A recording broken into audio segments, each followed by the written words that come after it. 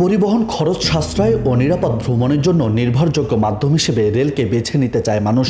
ফলে সারা বছরেই দেশে ট্রেনের চাহিদা থাকে আকাশচুম্বী। সরকারের রাজস্বের একটি বড় অংশ আসে এই রেল থেকে। তবে রাজধানীর কমলাপুরে অবস্থিত দেশের সবথেকে বড় রেল স্টেশনের এমন শুনশান নীরবতাই বলে দিচ্ছে কোটা আন্দোলনে কতটা ভাটা পড়েছে রেল যাত্রায়। থমকে গেছে প্ল্যাটফর্মের ব্যস্ততা, আনাগোনা নেই যাত্রীদের, বন্ধ হয়ে আছে টিকিট বিক্রিও।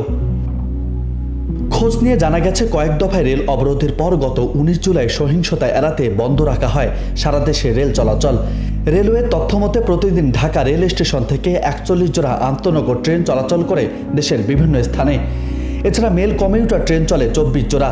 তথ্য অনুসারে আন্তনগর ও মেল কমিউটার সহ মোট 130টি ট্রেনে প্রতিদিন প্রায় লক্ষাধিক যাত্রী চলাচল করতে পারে। দেশের বর্তমান সংকটে কারফিউ, সড়কের পরিবহন সংকট ও ভ্রমণ খরচ বিবেচনায় ট্রেনের লক্ষাধিক যাত্রীর ভোগান্তি যে বেড়েছে তা নিহাতেই বলা যায়। দ্রুত ট্রেন চালুর দাবিও আছে যাত্রীদের। আমার মতো অনেকেই দেখা যাচ্ছে এক সপ্তাহ ধরে এই প্ল্যাটফর্মে আসা ফিরে যাচ্ছে। আমিও আজকে আসছি, এখনও ট্রেন পাচ্ছি না। এখন আসবে কি না তাও জানি না। আমি চাই আর যেন মানুষের এই ভোগান্তি না হয়, ট্রেনটা যেন সচরাচর চলতে থাকে, তাহলে দেখা যাবে যে আপনার মানুষের এই ভোগান্তিটা কমে যাবে। হ্যাঁ, অনেক কষ্ট। আমি ব্রাহ্মণবাড়িয়া যাইলাম মিলে বুঝিনি, আমি আর 14-15 দিন দেওয়া বাড়ির বাহিরে। ট্রেনটা চললে খুবই ভালো হতো, আমরা যাওয়া আসা অনেক। আমি আরও আগেই বাড়িতে যাইতাম। আমার বাড়িতে এর দাদা বাইরে রেখে আসছি, অনেক অসুস্থ। এর আগেই যাইতে পারতাম, গাড়ি ঘোড়া চলাচল করে না, এই জন্য যাইতে পারি না। আজকে মনে করছিলাম যাইতে পারবো, কিন্তু আজকেও নাকি যাইতে পারবো না। তো ট্রেনটা যদি বন্ধ না থাকে, ট্রেনটা যদি খোলা থাকে, তো এটা সবচেয়ে সকলের জন্য ভালো।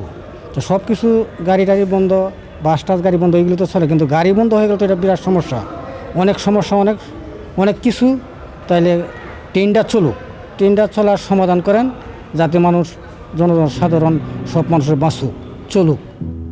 এদিকে ট্রেন বন্ধ থাকায় গেল এক সপ্তাহে বিক্রি টিকিটের প্রায় 16,35,00,000 টাকা ফেরত দিতে হবে রেল কর্তৃপক্ষকে। এছাড়া কোটা আন্দোলন ঘিরে সহিংসতায় ট্রেন বন্ধ থাকায় 22,03,08,000 টাকা ক্ষতি হয়েছে বলে জানিয়েছেন রেলমন্ত্রী মোহাম্মদ জিল্লুল হাকিম।